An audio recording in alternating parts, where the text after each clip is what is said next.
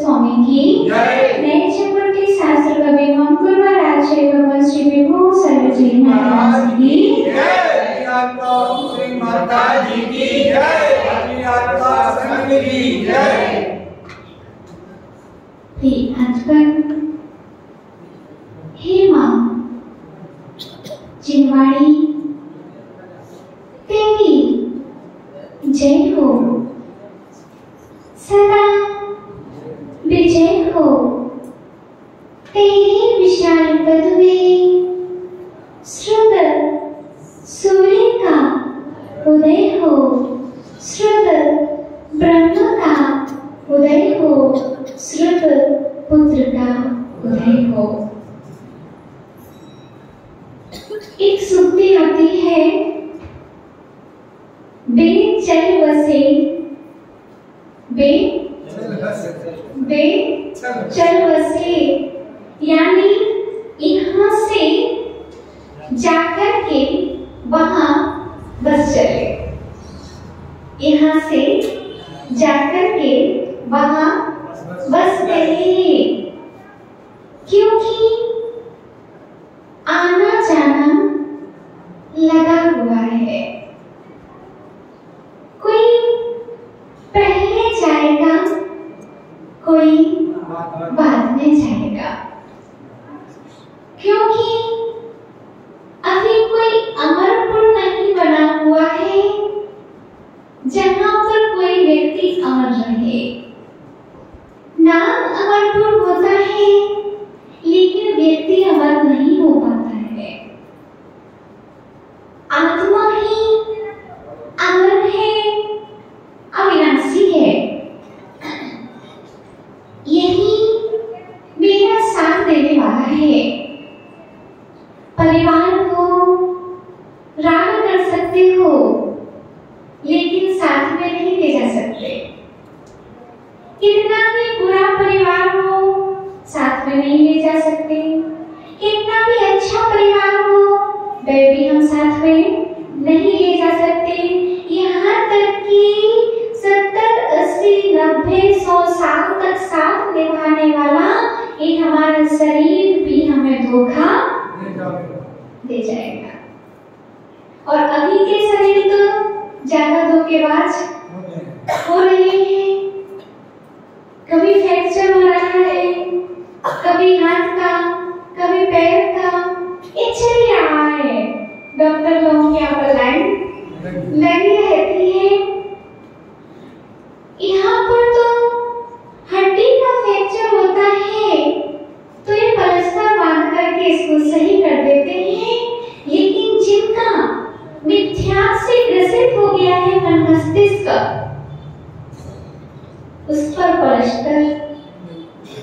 बांधने के लिए हमारे जिनेंद्र देव का दर्शन पलस्तर बनता है। गुरुओं की वाणी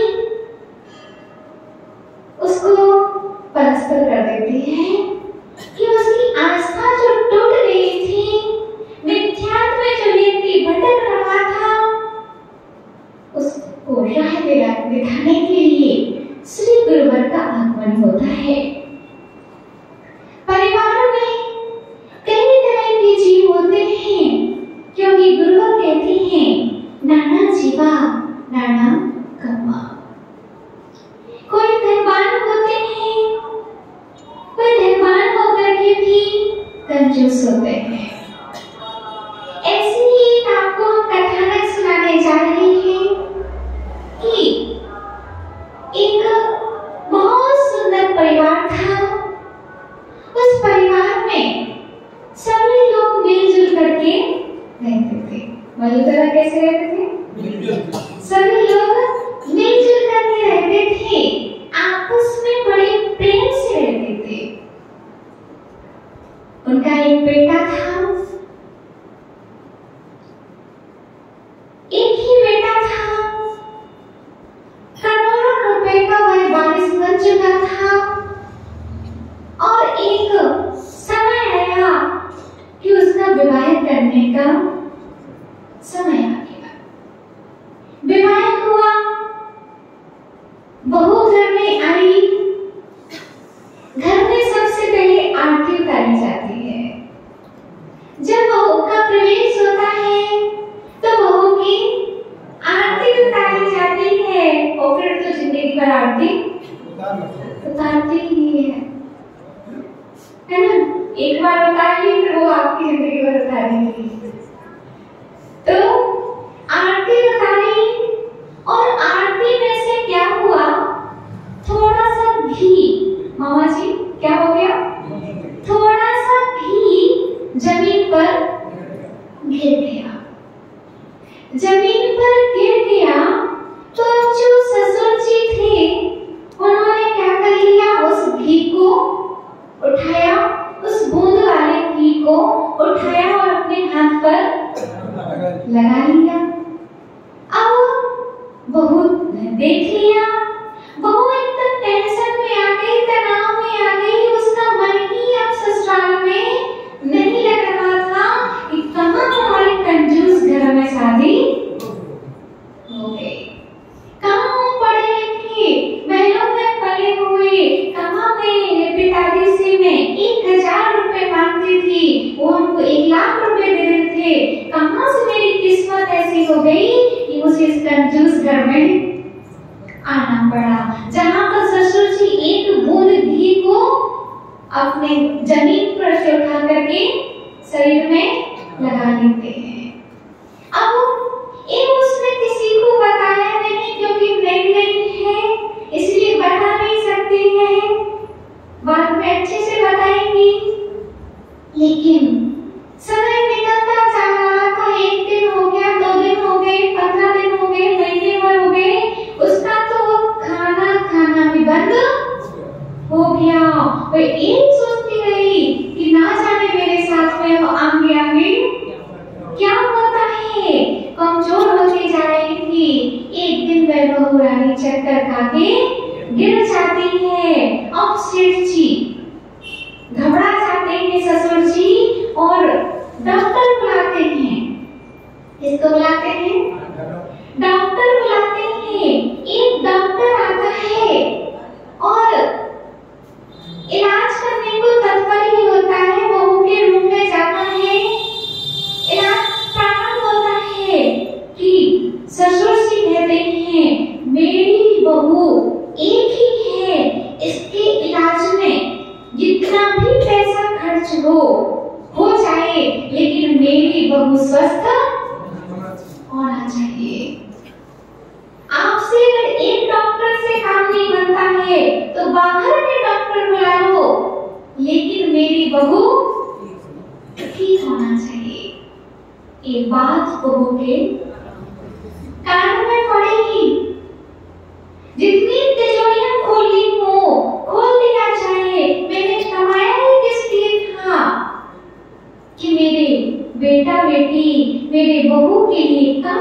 ले आएगा। और जब मेरी बहू अस्वस्थ है तो इसके लिए चाहे हमें अपना घर भी बेचना पड़े तो कोई बात नहीं, लेकिन धन्य कुमार जी मेरी बहू ठीक होना चाहिए। अब कुछ बीमारी तो थी नहीं बहू को, वो तो टेंशन में सूखी जा रही थी।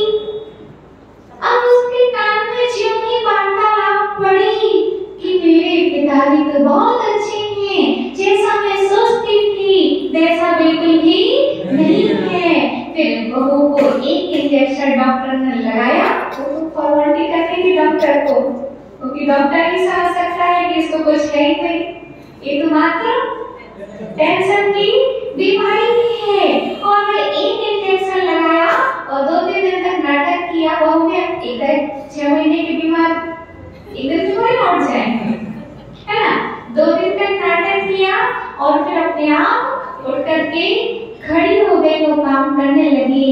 और एक दिन अपने पिताजी से पूछ लिया कि हे पिताजी, जब मेरा पहले दिन प्रवेश हुआ था तो हमको लग रहा था कि बड़े कंजूस घर में मेरा विवाह हुआ है, जहाँ पर एक बूंद घी को भी बचाया जाता है। और जब मैं बीमार हुई तो आपने तिजोरियां पर तिजोरियां खोलने को कह दिया, बाहर के डॉक्टर बुलाने के लिए बोल दिया। ये रहस्य हमको समझ में नहीं आया। ससुर जी कहते हैं, बेटी उपयोगिता में करोड़ रुपए खर्च कर सकते हैं, उपयोगिता में लाखों रुपए खर्च कर सकते हैं, लेकिन जहाँ उपयोगिता नहीं है वहाँ 1 रुपए भी खर्च नहीं करते हैं। हम लोग कंजूस नहीं हैं, हम लोग समझते हैं कि हमारा पैसा अच्छी जगह लगे, इससे कि उसका फल हमको प्राप्त हो। और बात ये आपको लग गई थी कि जमीन पर एक बूंद डली थी घी की। देखो, मैंने लालच करके एक बूंद को नहीं उठाया था घी की, मैंने तो ये सोचा था कि एक बूंद घी की डली रही तो कितनी चींटियां आएंगी। बोलो, घी के पास में ना जाने कितनी चींटियां आएंगी। और चींटियां आई और अपन शादी के माहौल में व्यस्त थे और कोई उस पर पैर रख देता तो कितने जीवों की हिंसा होती। इसलिए मैंने घी की बचत नहीं की थी, मैं तो अहिंसा के पालन में अपनी युक्ति लगाई थी कि ना ही मक्खी बैठे, ये तो भैया, ना ही मक्खी बैठे, ना ही चिड़िया आए। इसीलिए मैंने घी को उठा करके अपने शरीर पर लगा दिया था। इसीलिए हम लोगों के लिए चाहिए कि व्यक्ति को एक बार में देखकर के निर्णय नहीं करना चाहिए। अरे भैया, टीचर भी होते हैं तो एक बार की परीक्षा को देख करके रिजल्ट तैयार नहीं करते हैं, एक बार परीक्षा लेते हैं, फिर त्रैमासिक, फिर छमाही परीक्षा होती है जो 6 माह में होती है, फिर वार्षिक परीक्षा होती है। फिर वार्षिक परीक्षा में जब हम पास हो जाते हैं तब रिजल्ट हमारे हाथों में आता है। तो भैया, हमसे यही शिक्षा आपको देना चाहते हैं। वैसे आप तो शिक्षित हो ही, लेकिन फिर भी कहना चाहेंगे किसी एक व्यक्ति की एक चीज को देख करके हमें निर्णय नहीं करना चाहिए। तत्काल को देख करके त्रिकाल का निर्णय, तत्काल को देख करके त्रिकाल का निर्णय नहीं करना चाहिए। कोई होते हैं कंजूस, ये मानते हैं, लेकिन हर व्यक्ति कंजूस नहीं होता है। कोई लालची भी होते हैं।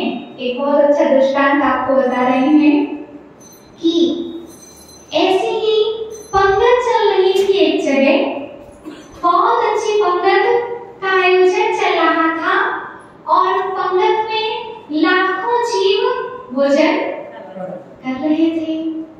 और एक पिताजी भी पहुंचे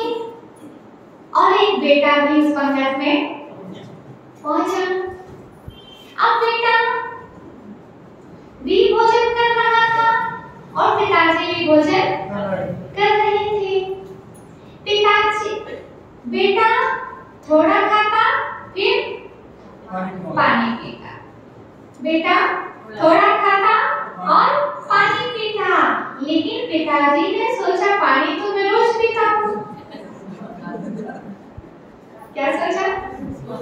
पिताजी ने सोचा पानी तो अपने घर में ही मिलता है, रोज पी सकता हूँ। लेकिन इतने अच्छे रसगुल्ले, बाफले, आप लोग का हाथ देखकर क्या कुछ आदत ही है ना? तो बाफले, कढ़ी और क्या, हाँ जो भी है ना, तो उसका आनंद ही लगे। पानी तो घर में ही रहता है। तो वे पिताजी तो खाते गए, खाते गए, खाते गए। अब उनके पेट में जगह भी नहीं बची। अब घर पर आए तो बोला, एक चांटा लगाया अपने बेटे को। क्या किया? क्या किया? अपने बेटे के लिए उन्होंने चांटा लगा दिया और बोला, कैसा पागल है, मैं तुझे देख रहा था, सबके बीच में मैंने टोका नहीं, तू पानी क्यों पी रहा था? तू पानी क्यों पी रहा था? खाना खा रहा था, फिर पानी पी रहा था, फिर भोजन कर रहा था, फिर पानी पी रहा था। तो उसने बोला कि इसको करने से और अच्छे से ज्यादा भोजन हो जाता है, इसलिए मैं बीच बीच में पानी पी रहा था। तो पिताजी ने एक और चांटा मारा कि तूने मुझे पहले क्यों नहीं बताया? तूने मुझे पहले क्यों नहीं बताया? पहले बता देता तो मैं और भी खा लेता। ऐसी स्थिति हुआ करती है। ऐसे ही एक जगह और था, शादी का माहौल था और लड्डू बनाने वाला वहां पहुंचा। वह एक लड्डू बनाता और थाली में रखता और एक लड्डू खा लेता। एक लड्डू बनाता, एक लड्डू खाता और एक रखता जाता। बहुत समय हो गया, बहुत समय हो गया। अब लड्डू खाते खाते खाते खाते वह बेहोश हो गया। और वो भी मुगल के लड्डू थे, तो फिर वो तो अंदर है ना, अब पानी तो पिया नहीं था। अब क्या हुआ? बेहोश हो गया। अरे क्या हो गया? अपशगुन हो गया, अपशगुन हो गया। ये शादी के माहौल में ये व्यक्ति बेहोश हो गया। डॉक्टर को बुलाया तो उसकी थोड़ी थोड़ी आंखें खुल रही थी। डॉक्टर ने बोला कि ये बिल्कुल छोटी सी दवाई है गैस पास करने की। एक छोटी सी राई के दाने के समान। पंडित जी कैसी है? राई के दाने के बराबर एक गोली है, छोटी सी। अभी आई है रूबी डॉक्टर के यहाँ से, एक बहुत स्पेशलिस्ट है, तो इन्होंने एक छोटी सी गोली बनाई है, एकदम छोटी सी है, इसको खा लो। मैं डॉक्टर से बोलता है, क्या बोला? अरे भैया डॉक्टर साहब, इतनी सी जगह और होती हमारे पेट में तो मैं लड्डू और नहीं खा लेते। हम तो दवाई खाए, दवाई खाने के लिए भी जगह नहीं बची थी। तो प्रिय आत्मन, आज हमने आपको यही बताया कि जीवन किसका कैसा होता है, इसको देख करके निर्णय नहीं कर सकते हैं। उसके लिए 3 बार तो अनिवार्य ही है। आज श्री भगवान दादा गुरु विराट सागर जी महाराज के पास जब हम लोग जाते हैं तो पहले दिन नहीं डांटते हम लोग को, दूसरे दिन भी नहीं डांटेंगे हमको, 3 दिन भी नहीं डांटेंगे। जब हम लोगों को 3 दिन बाद चौथा दिन आएगा तो उस दिन से डांट चालू हो जाएगी कि अभी तो हमारे संघ में आप मेहमान थे, लेकिन अब संघ के सदस्य बन चुके हो। इसीलिए तत्काल को देख करके भी किसी का त्रिकाल का निर्णय नहीं करना चाहिए। कौन व्यक्ति कैसा है, जिनको हम सबसे खराब समझते हैं, वही व्यक्ति सबसे अच्छा हो सकता है। इसीलिए प्रिय आत्मन, निर्णय एक बार में रखो। क्या हो? एक बार में ये नियम ही हमको बना लेना चाहिए कि हम किसी भी व्यक्ति को देख करके एक बार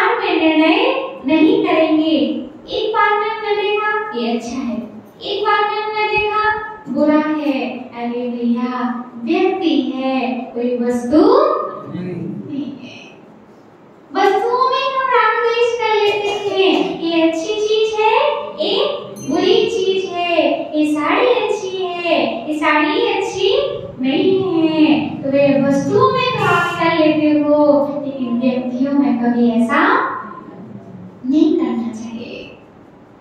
हमेशा अपने हृदय को इतना विशाल बनाओ कि सब समाहित होते जाएं। किसी को क्षमा करने में इतने आगे रहो, क्योंकि हमको किसी ने एक दिन कहा कि माता जी, एक व्यक्ति ने आपसे ऐसा कहा तो आपको बुरा नहीं लगा? हमने कहा उसने क्षमा मांगी, उसने हमसे क्षमा मांग ली थी। तो फिर किसी ने हमसे कहा कि आपने क्षमा कर दिया? हमने भी हमारे पास देने के लिए और है क्या क्षमा के अलावा, जो हम उसको क्षमा ना करें।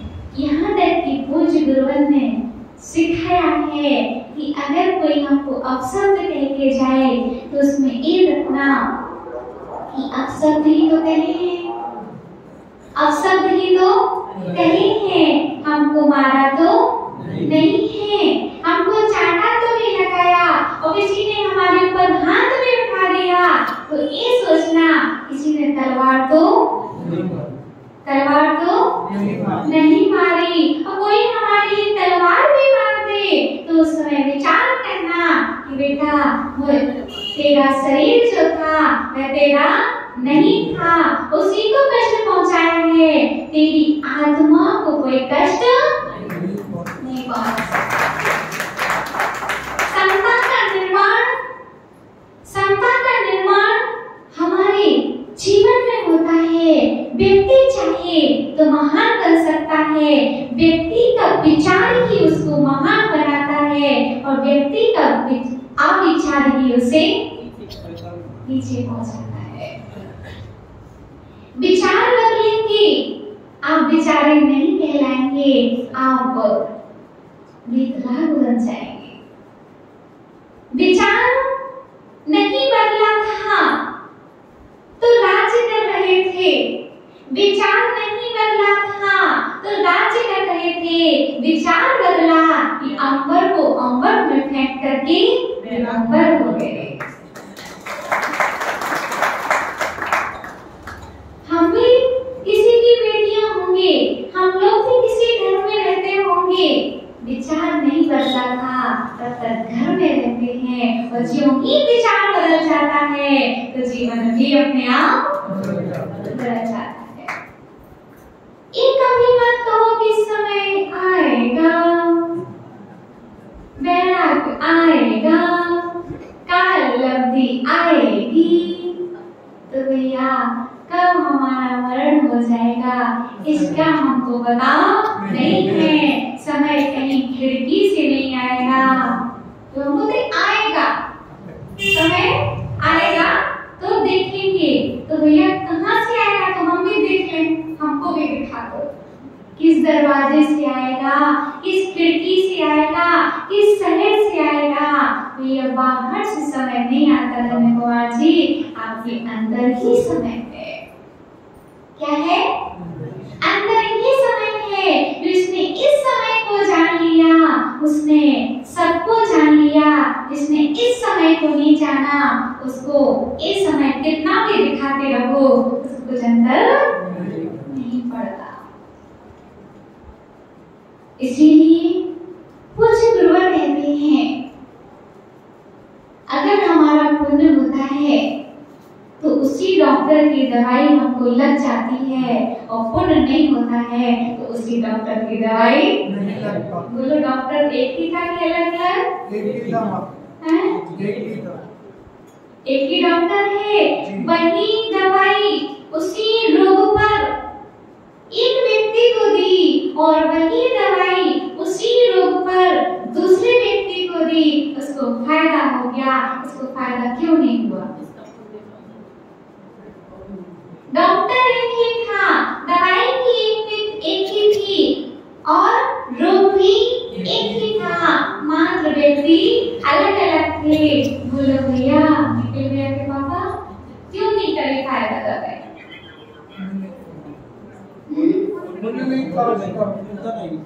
हाँ, स्वयं का उपादान हमारा मजबूत नहीं था, निमित्त तो एक सा मिला था, किसी को दवाई फायदा कर जाती है, किसी को दवाई फायदा नहीं करती है।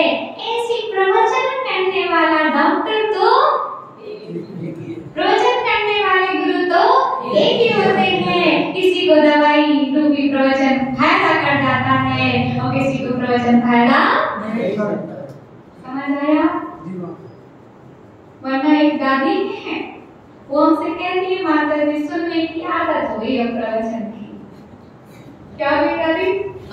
प्रवचन की अब आदत हो गई। कहाँ तक सुने हम? जीववाणी चैनल पे सुने कि पारस चैनल पे सुने कि मोबाइल पे सुने कि साक्षात सुने?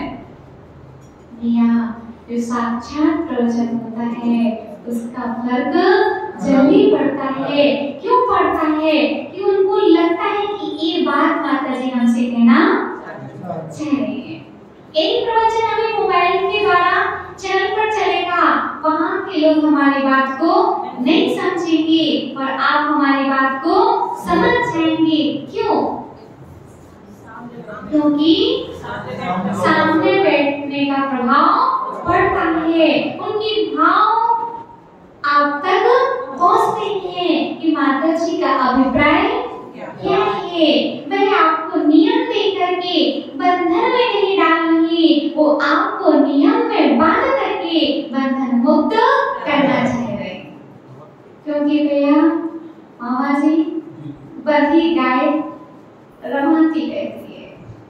गाय को भी अच्छा नहीं लगता बंधे रहने में, गाय को भी बंधे रहने में अच्छा नहीं लगता। मालूम दादा गाय को भी अच्छा नहीं लगता बंधे रहने में, भैंस को भी अच्छा नहीं लगता बंधे रहने में, पक्षी को भी अच्छा नहीं लगता पेड़े में रहने से। और आप लोग तो बंधे ही हो। जब भावड़ पड़ी थी बांधा गया था कि नहीं? किस किस के लिए बंधे? सब।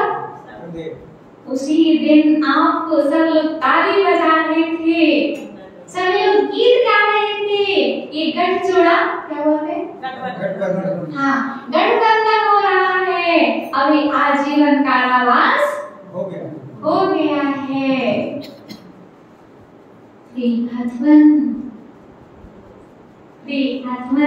चाहे रानी हो चाहे वो महारानी हो, गठबंधन तो होता ही है। आत्मन जब एक गाय खुला रहना चाहती है, जब एक भैंस खुली रहनी चाहती है, एक पक्षी खुले आसमान में रहना चाहता है, तो हमारी आत्मा भी खुला रहना चाहती है। इस पीढ़ी में उसको अच्छा नहीं लगता है, वो सुखी रहती नहीं है। आप चाहे तोते को सोने का पिंडा बना के रख देना और सोने के पिंडे में चांदी की कटोरी में दूध भात रख देना, फिर भी तोता खाना नहीं चाहेगा। वह दूध भात बाद में देखेगा।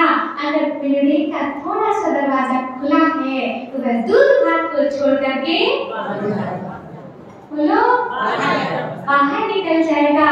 और कौवा ऐसा होता है, उसको कोई अंदर करना नहीं चाहता है, लेकिन अगर उसको अवसर आए तो वो स्वयं अंदर पेड़े में दूध भात खाने पहुंच जाएगा। यही दृष्टि होती है एक मिथ्या दृष्टि में और एक सम्यक दृष्टि में। वह चाहता है कि कब मैं घर से निकल जाऊं, कब मैं चैन दीक्षा के काम कर लूं, कब मैं इस परतंत्रता रूपी जंजाल से हमेशा के लिए दूर हो जाऊं। क्योंकि मेरी आत्मा का भी स्वभाव ऊर्ध्वगमन करना है, सिद्धालय में वास करना है, स्वभाव में रहना है, उसको परतंत्रता में अच्छा। जब देश परतंत्र था तो हमारे देशवासियों को अच्छा नहीं लगता था, और जब हमारी देही परतंत्र है, हमारी आत्मा परतंत्र है, तो शायद हमारी आत्मा को भी अच्छा नहीं लगता होगा। इसलिए प्रिय आत्मन किसी को भी देख करके, तत्काल को देख करके तत्काल का निर्णय नहीं करना। व्यक्ति को समझो समझो समझो, 3 बार समझाओ फिर ना समझे तो उसकी पवित्रता, लेकिन समझाने का कार्य हमारा होना चाहिए और समझने का भी कार्य हमारा भी होना चाहिए।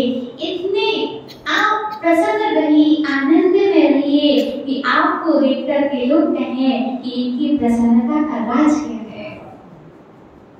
बोलो, आप इतने शास्त्रों से प्रसन्न रहिए। मनः प्रसाद्यं शुद्धि। कुछ गुरुवर से कहा कि मन को प्रसन्न रखने के लिए क्या करना चाहिए, तो गुरुवर ने कहा मनः प्रसाद्यं शुद्धि। मन को शुद्ध में लगा देना चाहिए तो उससे मन हमेशा प्रसन्न रहेगा। मन हमेशा प्रसन्न रहेगा। इसीलिए मेरी आत्मन अपने मन को हम शुद्ध में लगाएं, शुद्ध का विषय बनाएं तो हमारा मन इधर उधर भटकेगा नहीं। वह चंचल मन भी एक दिन वशीकरण को प्राप्त हो सकता है। इसीलिए प्रिय आत्मन अपने चित्त को बदलें तो आपकी चेतनावस्था बदल जाएगी। आप समय रहते समय को समझ जाएं, इसी में हमारी सबसे बड़ी समझदारी है। श्री मंगल कामना के साथ में बोल परम पूज्य आचार्य श्री हो सगर जी महाराज की जय। ऐसा टाइम से होगा, कल से आज से ही हो जाएगा। शाम को फिर 7 बजे इस क्लास यहाँ पर प्रारंभ होगी और जो विषय हम अपने अनुसार जो आपकी पात्रता समझेंगे उसके अनुसार हम आपको कराएंगे। श्वास श्वास में तुझे